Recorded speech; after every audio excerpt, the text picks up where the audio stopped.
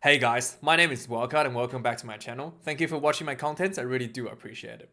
Now, Springboks versus New Zealand was happened on the weekend. 100th test match, a monumental occasion for the teams to play on the 100th test match between the two nations. There has been a video on YouTube that showed that was that title. I think some of you guys might have seen it. It's a pretty popular video that's titled "The Dumbest 6 Minutes in the History of the Springboks," and it basically featured the Springboks playing New Zealand in this match in the 100th test match in the last 6 minutes. I watched that. Unfortunately, the video just happens to miss out the stupidest decisions the Springboks has made in its history. So that video was actually to my disappointment, because I really wanted to see this again. It was actually like 3 minutes too short, like 2 minutes too short. So I thought I'll take this opportunity to correct the stupidest video, the stupidest 6 minutes in the history of the Springboks, and show you the stupidest 2 minutes in the history of the Springboks, actually the stupidest 6 minutes in history of the Springboks. And this is the exact moment when the Springboks actually lost the game. And yeah, so let's get into it. I'll talk you through the thought process here and tell you exactly what's happening, okay? So as you can see, that it's 72 minutes in. The Springboks are ahead by 1 point. And this is a 10-meter line inside the New Zealand half, so they're 40 meters out. So first up, this is the green zone. What do you want? This is like the green zone for the Springboks. This is a kickable range for 100 polar. So if you get a penalty here, it's like and 70%, maybe 70%, maybe 80%, 3 points for you. Okay, so Pollard, this is a pretty high range. Like, this is pretty much like a high chance of you getting 3 points if you get a penalty. Pollard sometimes might be like not in form, he might miss this one. But this game Pollard was in form, so when he is in form, it's about 70%, okay? So that's a 70% chance of getting 3 points. And if you do give away the penalty in this area, Jordie Barrett, in theory, can kick 60 meters, but his accuracy beyond the 50-meter mark is pretty low. I have actually never seen Jordie Barrett kick a 60-meter penalty. I've seen him kick like over 50, but 60, I've never seen him kick it. So let's say he has done it. Let's say he's done it before. I'm sure he's done it before, but I personally have not seen it. Let's say he's done it. It's pretty low. I know Jordie Barrett's pretty low in this area. So let's say it's got 30% chance. So you have 70% chance of getting 3 points if you get a penalty, and only 30% chance of losing the game with a penalty, giving away a penalty. So it's pretty low, pretty good area to play with. So this is like the area you want to play the game. Whilst as soon as he goes across the 50-meter line, Jordie Barrett's opportunity of kicking the 3 points is significantly higher, like 60-70%. It's significantly higher. Jordie Barrett's accuracy from within 50 is really high, but outside of 50, much lower. So this is the area you wanted to play in, right? So let's see what happens.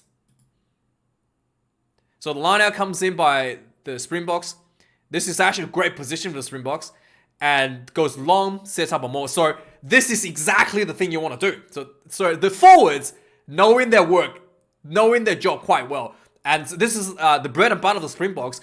They set up a maul pretty much anywhere on the field that is kickable range to try to milk a penalty.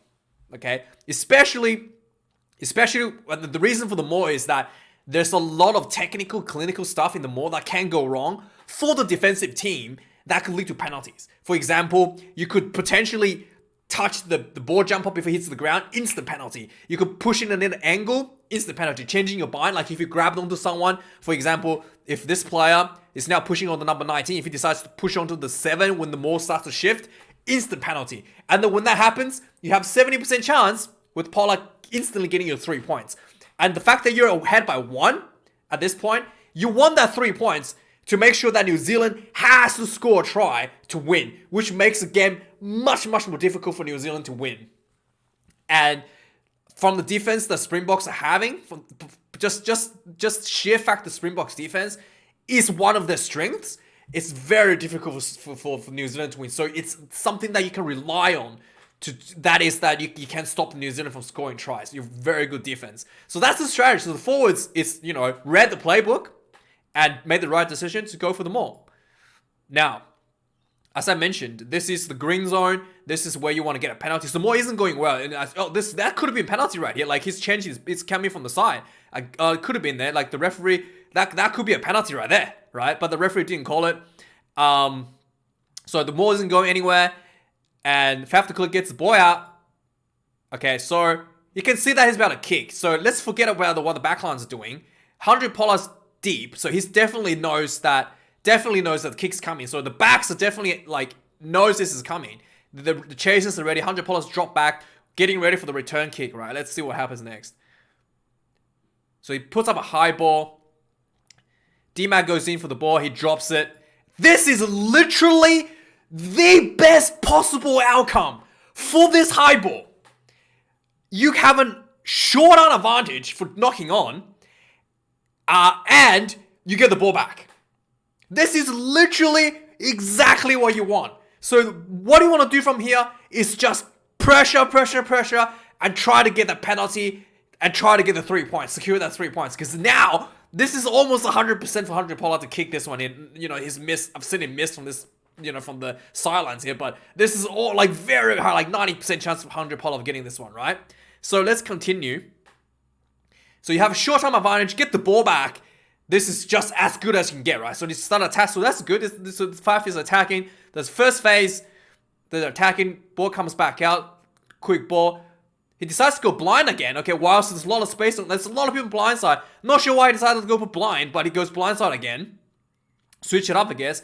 To get now before the setting up, Pollard's directing. It looks like Pollard says something, right? He says something. He's pointing and says something, right? And it looks like he's dropping back. Now, that's only like what? This is the third phase, so they only ran twice. And this is like easily 3 point. Any penalty. This is literally the safest place you can be on the field because New Zealand cannot score from this point. It's impossible for New Zealand to score penalties from this point. So the Jordy Barry cannot kick this far. So it's literally zero chance of New Zealand scoring a penalty from here. And it's like 90% chance of you getting 3 points if a penalty is given to you. So this is the safest position you can possibly be. This is the safest zone you can possibly be on the field, right? Now, let's see what happens next. It looks like Pollard's dropping back, getting ready for a drop goal. Not sure what he's doing, but he's definitely not getting ready to, he's definitely not in position to set up any attack. That's for sure. It looks like he might be going for drop goal. Faf gets the ball. So Pollard sees Faf going for the kick. He starts dropping back. So when I saw this kick, I lost my mind. This is the stupidest thing I have ever seen in rugby. You have 7 minutes left on the field. The only way you could lose the game is for New Zealand to have the ball. You just run the clock down. You put pressure on. 2 minutes, 3 minutes. Get a penalty. If you don't get a penalty, you want to run the clock down. So the longer you have the ball, the fewer chance of New Zealand can score. And you're in the green zone. So the possibility of New Zealand scoring from here is like literally zero.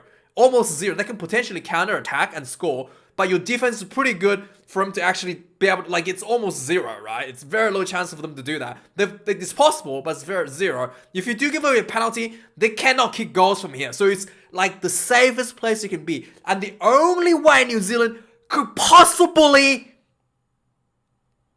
have a chance of scoring is getting the ball from you. They cannot score if you have the ball in this position. It's impossible. If you give away a penalty, they cannot kick it. So it's impossible for New Zealand to score if you have the ball in this zone. Whereas, you know, if you was in the 40-meter mark, if you had the ball, you could potentially give a penalty and New Zealand could still kick it. Low chance, but still kick it. In this area here, literally impossible for New Zealand to kick a goal. If you have the ball, you literally cannot lose the game if you have the ball. And Faf de Klerk kicks it. I was like, oh man. I generally, like, the fact that they got the ball back in this area in the first place from that high ball, it's extremely lucky. Now he just kicks it away. And let's see what happens. A bit of fumbling. Hoskins to Tutu. apparently the greatest soccer player that's wasted playing rugby. He just punted the ball like how long is that from his own 22 to the it's like what, almost 55 meters. Now suddenly New Zealand South Africa's under pressure, and Villaroo had to do a rush kick, and the ball now New Zealand has an attacking line out inside your red zone. This zone is where you're now New Zealand's in a position where if you give away a penalty, it's almost 100% chance they're gonna kick 3 points, and no matter what you do, you pretty much cannot score from this position. The stupidest thing ever. Now the video that on YouTube, you should probably go watch. The stupid 6 minutes continues from here onwards. But the actual stupidest moments, it's just what I showed you there. I could not believe this. When I saw that kick from Faf, I was like, I honestly like, I could not, I like my jaw literally hit the ground. But I could not believe a World Cup winning World Championship team, it's that stupid. It's honestly that stupid.